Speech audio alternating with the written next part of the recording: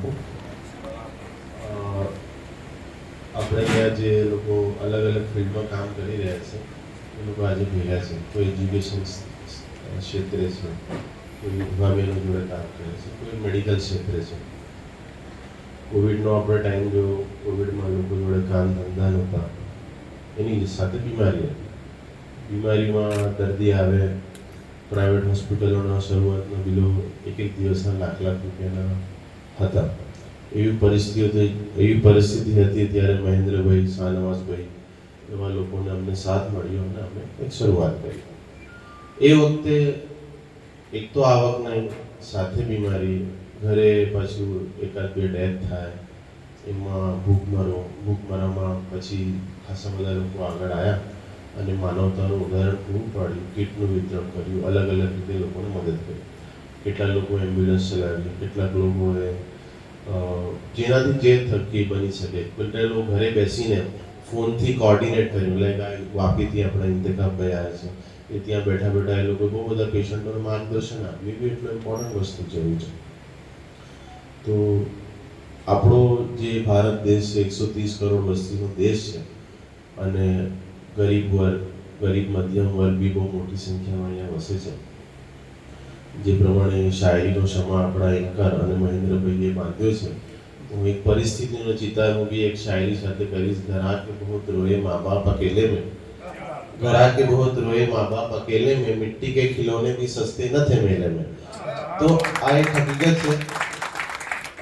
જ્યારે અમે ડૉક્ટર તરીકે દર્દી આવે, બીમાર પડે, અમે રિપોર્ટ્સ લખીએ તો દર્દીના ચહેરાનો હાવભાવ જોઈને અમને સમજમાં આવી જાય કે કેટલું અઘરું છે.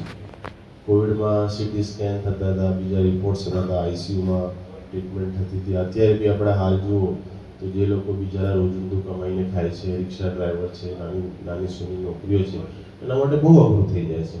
અને એ લોકો પછી લોનના ચક્કરમાં, અને જે વિશિયસ સર્કલ ચાલુ થાય છે, અને લોનના ચક્કર પછી એ લોકો કેમ કે 1 લોન, 2 લોન, 3 લોન ભેગી થાય અને પછી એ લોકો અમુક એવા રસ્તા તરફ બી વળી જતા હોય છે. આપણને લાગે ભાઈ આ માણસ કેમાં ધંધો કરે છે, પણ જ્યારે આપણે એની પાછી સ્ટોરી જોઈએ ત્યારે આપણને ધ્યાન આવે કે આ લોકો એવી પરિસ્થિતિમાંથી ગુજર્યા છે અને મજબૂરીમાં આ લોકો આ વસ્તુ તરફ વળ્યા છે. એટલે તમે લોકો જે કામ કરી રહ્યા છો એ ખાલી મદદ નથી કરી રહ્યા, એક વિશેષ છે. ગુનાખોરીની પ્રવૃત્તિઓનો જે વધારો થાય છે તમે જોશો તો કંઈક ને કંઈક એમાં હતાશા છે. માણસ એક લેવલે હતાશ થઈને પછી આ ગુનાખોરી તરફ વળે છે. એટલે આપણે એક જે આપણા સમાજ, આપણા દેશના વિકાસ માટે જો આપણા દેશને વિકાસ કરવો હશે તો પછી એવા કચડાયેલા વર્ગો તરફ બી આપણે ધ્યાન આપવું પડશે અને કંઈક ને કંઈ એમને મદદ કરવી પડશે. જોનીભાઈ સ્ટેજ પર નહીં, સામે બેઠા છે, પણ બહુ સારું કામ કરે છે એસએસજીમાં. રોજ અમે જોઈએ છીએ એસએસજીમાં ગુજરાત, વડોદરાની બહારના એમપી, રાજસ્થાન સુધીના દર્દીઓ આવે છે. દર્દી બીમાર હોય, ટેન્શનમાં હોય, ચિંતામાં હોય, પૈસાની તંગી હોય, રિપોર્ટ પર રિપોર્ટ થતા હોય તો બહુ અઘરું પડી જાય છે બધી વસ્તુ મેનેજ કરવાનું. એમાં ફ્રીમાં લોકોને ભોજન પૂરું પાડવું એક બહુ મોટી સેવા છે. એવું છે. શાનવાસભાઈ, મહેન્દ્રભાઈ, આ લોકોને તો હું લાંબા ટાઈમથી ઓળખું છું અને કંઈ બી નાત જાતના ભેદભાવ વગર આ લોકો બહુ સારું કામ કરે છે. અમે લોકો બી જેટલા કામ કરે છે એમાં કંઈક ને કંઈક પ્રેરણા સ્ત્રોત આ લોકો છે. આ લોકો ક્યારેક મળે તો આ વાત મૂકીને જાય કે તમે આ કંઈક કરો તો સારું, આ તકલીફ આ છે. પરિસ્થિતિનો ચિતાર અમને ના ખબર, અમે તો કન્સલ્ટિંગ રૂમમાં બેઠા છે, દર્દીઓ જોયા અને ગયા. પરિસ્થિતિનો ગ્રાઉન્ડ લેવલનો ચિતાર આ લોકો જોડે છે. આ લોકો ફીડબેક આપે, આ લોકો અમને કે 1 વખત કે 2 વખત કે 3 વખત અમુક ડૉક્ટર કે કરો એટલે જે પછી જે આગળ કામ થતું હોય એમાં બી કંઈ ને કંઈ પુણ્યના ભાગીદાર હોય. અમારા ઇસ્લામમાં જે સવાબે જારિયા, તમે ભલે કામ નથી કર્યું પણ તમે બીજાને કામ તરફ દોર્યો અને એ માણસ જો એ કામ કરશે ને તે બધા કામનો કંઈક ને કંઈક હિસ્સો તમને મળશે.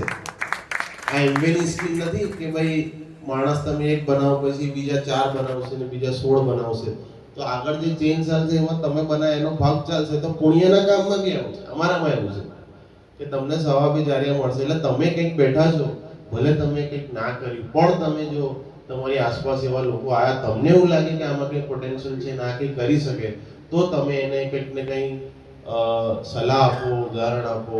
મેં તમને વાત કરી કે આ લોનનું ચક્કર મેં જોયું, દર્દી ડૉક્ટર તરીકે મેં જોયું. મેં કીધું યાર કેમ, મારે ત્યાં કામવાળી હતી, એનો છોકરો દારૂની ખેપ મારતો પકડાયો. મેં કીધું આ કેમ આવું કરે, તને સમજમાં નથી આવતું કેટલું ખરાબ કામ છે. તો કે સાહેબ શું કરું, મારી 3-4 લોનો ચાલે છે, મહિલા લોન, ને એમાં એ લોકો ઉઘરાણીમાં આવે છે ને અમને જેમ તેમ બોલે છે. હવે આ મહિનો પૂરો થવાનો છે, આવતા મહિને મારે શું કરવાનું? તો એ મજબૂરીનો માર્યો એણે મારા છોકરા આવું કામ કરીને પકડાઈ ગયા, હવે જેલમાં છે. હવે આવી વસ્તુ અમને ખબર પડે તો હું અમને કહું છું, શાહનવાઝભાઈ જેવા લોકોને કહું, જે લોકો આ વસ્તુને સમજીને પછી આ લોકો એમાં કામ કરે છે. એટલે કંઈ ને કંઈ આપણે જમીન સ્તર પર શું થઈ રહ્યું છે એની જ્યાં જ્યાં આપણને ખબર પડે કે આમાં આ વસ્તુ કરવા જેવી છે, એમાં આપણે એકબીજાને સલાહ આપવી, એકબીજાને પ્રોત્સાહન આપવું, એકબીજાને ઊભા રહેવું, એ બહુ ઇમ્પોર્ટન્ટ વસ્તુ છે. મહેન્દ્રભાઈએ કીધું કે સેવા એ કાંટા